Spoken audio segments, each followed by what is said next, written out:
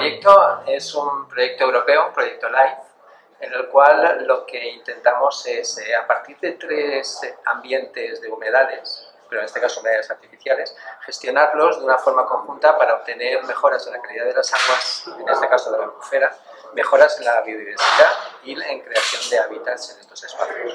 Son proyectos cofinanciados al 50%, que empezamos en octubre de 2013 i tiene una duració de 3 anys. I bé, heu organitzat un cicle de xerrades per diversos municipis.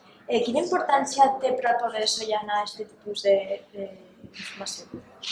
Pues hombre, la importancia principal es dar a conocer este espacio que mucha de la población no sabe que este espacio tan importante lo tiene en su propio municipio. Y luego pues comentar que mucha de la gente que viene a visitar este espacio luego quiere comer, quiere visitar otro ambiente cultural del pueblo, y entonces pues bueno, es una forma de dinamizar el turismo para el municipio de Sollana. I quins són els resultats que heu obtingut o que esteu obtenint en el proyecto?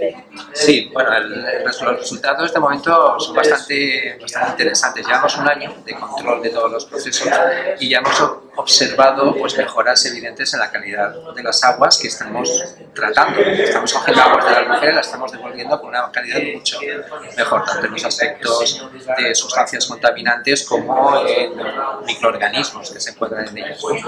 Y un poco también en cuanto a bifauna y hábitats, pues también. En cuanto al tema de fauna, pues especies que habían dejado de visitarnos en el parque, pues han vuelto, se han quedado y están nidificando en estos espacios, y cosa de 6-7 años atrás las pasaban de paso y de largo y no paraban.